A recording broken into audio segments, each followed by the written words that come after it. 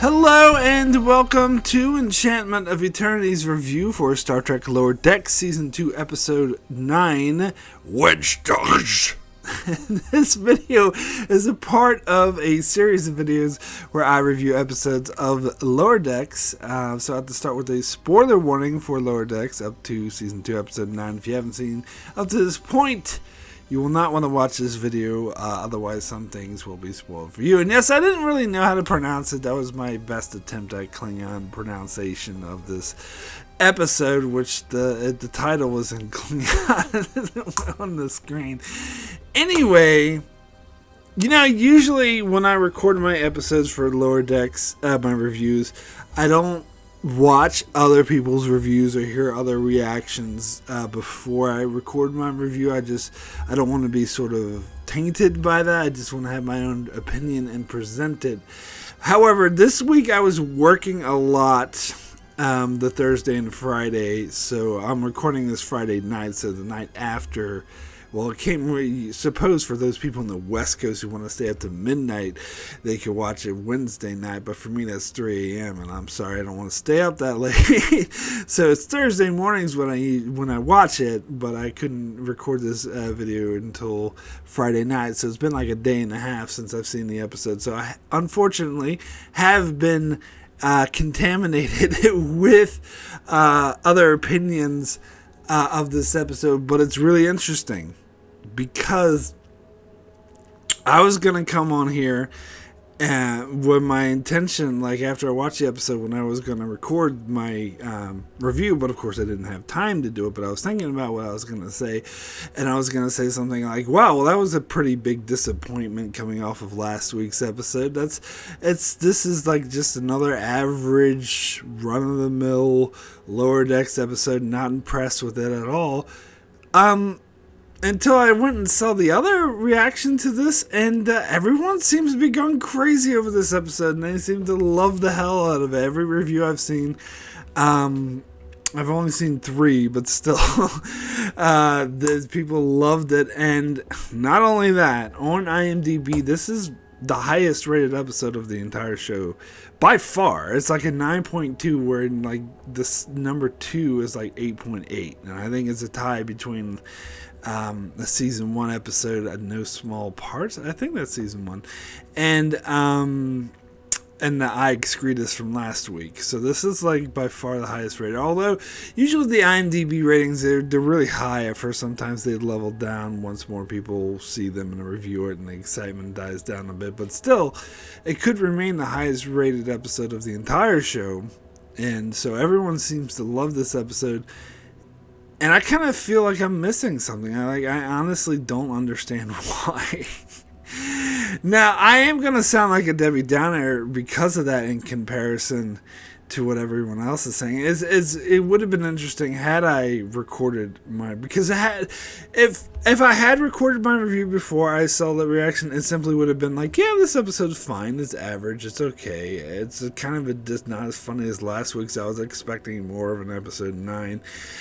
So everyone would have lost their shit. Well, they're still going to lose their shit apparently. But at least now I can at least address the fact that I am now aware that I like this episode less than everyone else, which I don't understand. I don't know. I guess, I don't know. I guess everyone seems to be super impressed with the gimmick of the episode, that we see Klingon and Vulcan versions of our lower deckers, where I wasn't really impressed with it. I gotta be perfectly honest. And apparently there was a lot of intricacies and like callbacks to previous line Lower Deckers made, and little hints that this is just a different version of our Lower Deckers. And I'm reminded of a quote from The Simpsons, from Groundskeeper Willie, where he says, "Willie hears ya, Willie doesn't care." Like, I don't really care. Like, it doesn't impress me that much that they're doing. In fact, when the Vulcan one in particular, I was like, it seemed like, oh yeah, I get it. They're Vulcan, they're straight face, they're saying the same thing that our lower deckers are saying, but they're doing it in a more straight face fashion. Like, would you be favorable to a game of chess? Oh yes, that would be agreeable. And yes, I almost groaned. To be honest, I'm going to sound so negative, people are going to hate me, but I almost groaned when they said that joke about, oh, control your outburst, because it's obvious what they go, oh, see, it's not an outburst because they're being straight-faced Vulcans, I get it. I didn't find that funny. I actually almost groaned at that. I was like, yeah, I get what you're trying to do here. It's a bit contrived. I don't really like it. Now, to be fair and allow a lot of allowances, maybe it's just my sense of humor, my taste, or whatever. I didn't really find this episode funny. It was a good like episode of Star Trek. Like, it was a solid episode, a solid script, and the comparisons were interesting. And I think like I followed it and I liked it, but I did not find this a funny episode. I think it was severely lacking.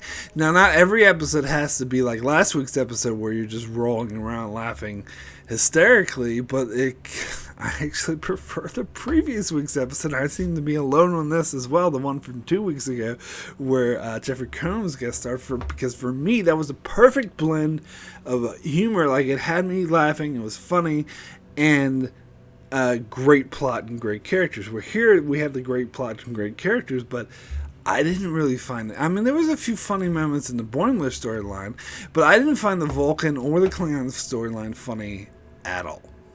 I gotta be honest, especially the Vulcan one. I get it. They're straight face and they're acting like our characters, but they're being Vulcan-esque.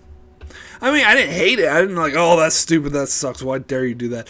It's fine. It was interesting characters, and in fact, I hope that we see the Vulcan character. They seem to be hinting, oh, we're transferring you to Starfleet. I hope she does go to Cerritos and becomes the main character, or at least a recurring character. I think that would be really interesting, and I hope that they do that. But I wasn't like, oh my god, this is the best thing ever, or I did not find it the least bit funny. I'm sorry. Now, the Klingon thing I found maybe a smidgen more funny.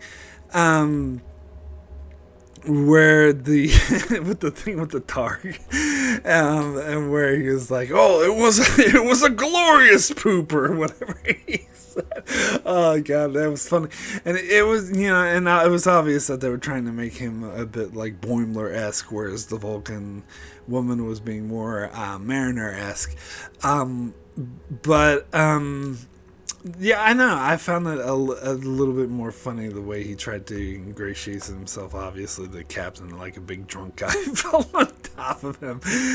But when we got into the serious plot about the Pacleds and the dealing with that, it was interesting. I liked it, but it wasn't particularly funny. Although, the Pacleds are funny, the way they're like, oh, the bomb stopped working. I was like, it's a bomb! You can only use it once. That's funny.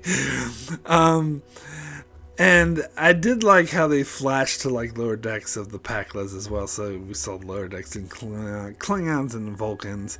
And in the Pacleds, that part I thought was actually hilarious when they went to the lower decks of the Pacleds. And they're just like, I am hungry. And the other one says, you should eat something. And then you're smart. And the whole time the alarm's going off and the ship is shaking from fire. It's like, red alarm. I love how the alarm is so low key and doesn't really care. It's like, oh, red alarm.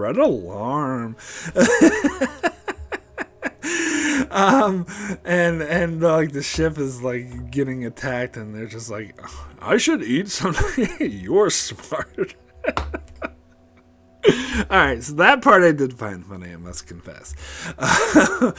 But I didn't hate the stuff with the Vulcans or the stuff with the Klingons. I thought it was fine, but to me it was Yeah, the gimmick didn't work on me. I wasn't impressed with the gimmick. Oh yeah, they're doing our lower deckers, but in different. And when it was interesting, but I just don't understand why people are just so blown away by it. I don't know. That's just me. I wonder if anyone else is going to agree with me on this one. According to the IMDb rating, it's probably not many people, but so be it. I mean, so be it. Now, the Boimler storyline, again, there were parts of this I found funny and parts I didn't. Like, when they had the Star Trek V reference, I think I remember seeing this in the trailer.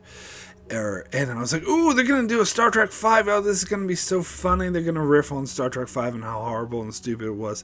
But they didn't really. Like, they didn't really do anything directly making fun of Star Trek V, and I'm disappointed with that. They just had Boimler in those gravity boots and fucking Tendi and what's her face climbing a mountain. That was it. Like, I wanted them to have what's her name, Katana. No, it's not Katana, but the cat doctor. I wanted her to like be like William Shatner and start talking about making love to a mountain. If you know, there's like a DVD extra of Star Trek V where William Shatner is talking about how much he loves climbing. It's like, you make love to the mountain. I'm like, what the fuck are you talking about? That guy is so cheesy. If they would have had like the doctor were making fun of that, like I would have liked that. Or just stay in Star Trek V and talk about how horrible it is. Maybe they're the same from row your boat.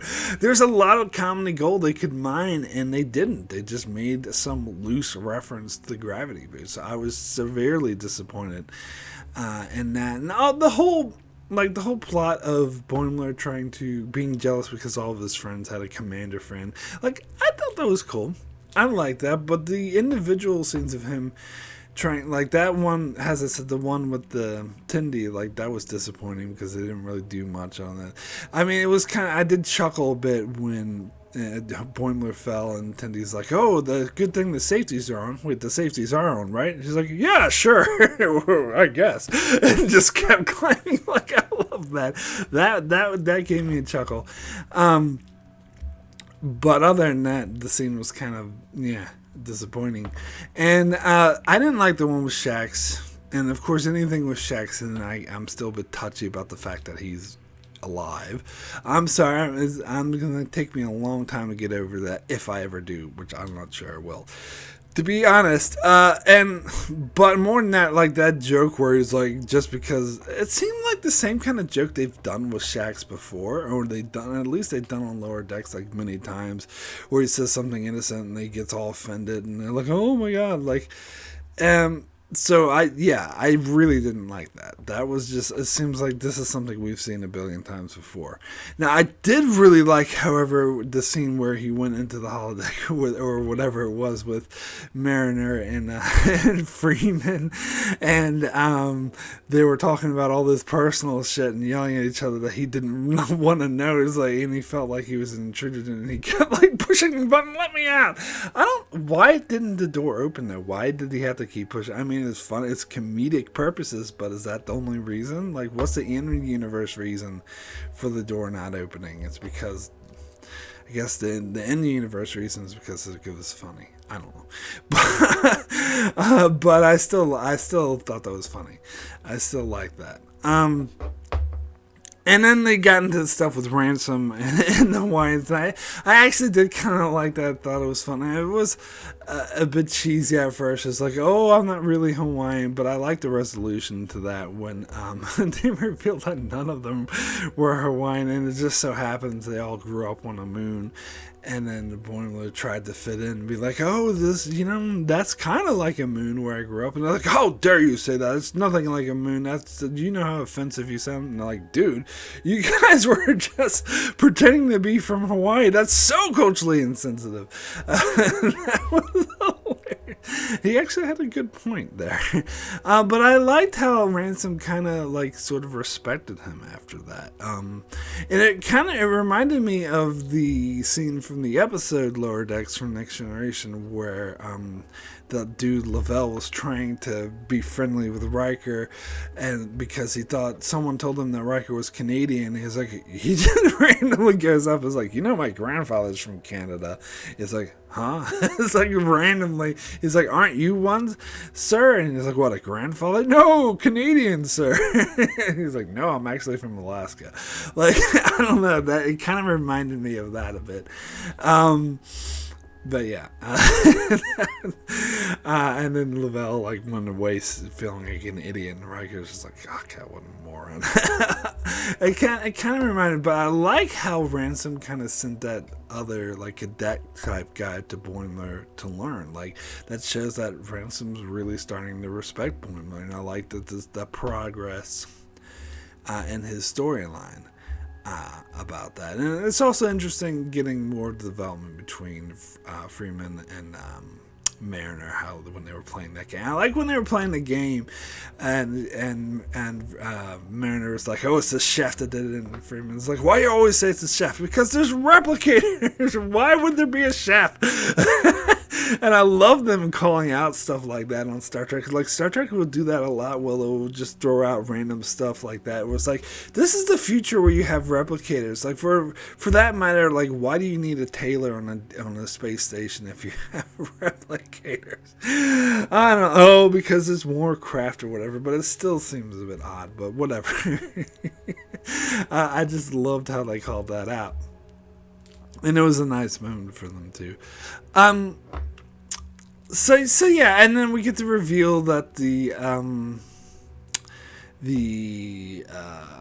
Pacleds were being armed by the Klingons, which will have probably come into the story. And I do like how the lower decker guy ended up like becoming the captain, and as I guess it shows the difference between Klingon ship, that he challenged the captain, killed him because of that, and so went back to the High Council to report what he was doing, because of course the Klingon High Council had no idea of his actions. And I like how he called out specifically, it's kind of like the way Boimler calls out previous Star Trek episode. He called out the fact that many Klingons tried to disrupt the peace, which is a call to Chang from Star Trek 6, or you could say Duras from Next Generation, or other Klingons like that. And it's like, it never worked. He's like, oh, it's gonna work for me. Yeah, and it's also interesting that the Targ was the one who helped him kill the captain, because he was the one who was taking care of the Targ and saying how his shit was glorious. So that was cool. I did like that. And the whole thing with the Vulcan ship coming up and helping defeat the Pacleds, like, I think that they were a bit too staunch. I didn't really like the way the Vulcan captain reacted, where Mariner, Freeman called him and it's like, oh, thanks for the assist, blah blah blah, and the Vulcan's just like, are you in need of assistance? And she's like, no. It's like, well, I see no further need for communication. That gave me Enterprise vibes, which I didn't like the Vulcans being dicks. Like, I know that they're staunch and they're logical, but they're not dicks like that. That kind of annoyed me. It rubs me the wrong way when they have Vulcans outright act like dicks like that. Like, I think that was too much, personally. But I did like how the captain, reassigns, is like, your reckless behavior makes you more eligible for Starfleet. Like, I actually agree. I actually think that is interesting, and it's going to be interesting I hope they do put this character on the Cerritos, because I think that it would be very, very interesting to have a Vulcan version of Mariner interact with Mariner. But yeah, and so that I think would be interesting. But the whole one beat joke about Vulcans being serious and this is reckless behavior, how dare you control your operators, like, I'm sorry, not impressed with it. But anyway, I know I'm going to get like a billion people disagreeing with me. Apparently everyone loves this episode, but I come on here to give my honest opinion. It's not like I'm going to watch the episode, form an opinion, and then later hear everyone else's opinion, completely change my mind to match everyone else's opinion just because everyone else had that opinion. Like, what kind of person would I be if I did that? I would be one of those YouTubers who are like, subscribe, hit the like button, and who just tell you what you want to hear. And I've never been like that for my channel. I've always been to give my honest opinion, whether it matches with the popular opinion or not. But here we are. Anyway, my rating for Huashak out of 10 is going to be a 7. Very good. It was a good episode. I enjoyed it, but it kind of felt like a letdown after last week's episode. I didn't really find it that funny, and it wasn't that interesting character-wise. I mean, it was good. It was decent. I think it was. There's nothing wrong with it. I wouldn't call it one of the worst episodes of the season, but certainly not one of the best. It did introduce interesting elements like the Vulcan character and the Klingon character, who I do hope we see again, especially the Vulcan character. I want her on the Cerritos. And some nice moments with, Freeman and Mariner, some nice moments with Boimler, but also a lot of jokes that didn't land for me and didn't work. So it was kind of a mixed bag for me. Anywho, but I did love that credit scene where they went to the Borg and this Borg ship, and they said lower decks, and there was just Borg just standing there going regenerating. Like, I did like that. That was a nice gag. Anyway, yeah, I don't really see, people are saying this is the best episode of the season, but for me, this is kind of a disappointment to have in episode 9. I was expecting something better out of episode 9, because last year's episode 9 was so great, and last week's episode, the past 2 were, really good and building up, and I thought we were going to get something better, even better, but I don't know. Maybe it's just me. I don't know. Something wrong with me. I don't know. Anyway, that's it for my review of the latest episode of Lower Decks. I shall be back next week. Hopefully, I won't be such a contrarian next week, but I will be here to review the finale of Lower Decks. And hopefully, I will be doing a discussion with my sister about the whole season of Lower Decks soon. Anyway, be sure to check out my channel for many more Star Trek reviews, and also reviews on other shows like The Expanse, Better Call Saul, Star Wars, Clone Wars, and more, so be sure to subscribe so you can keep up with all of that. And thanks a lot for watching.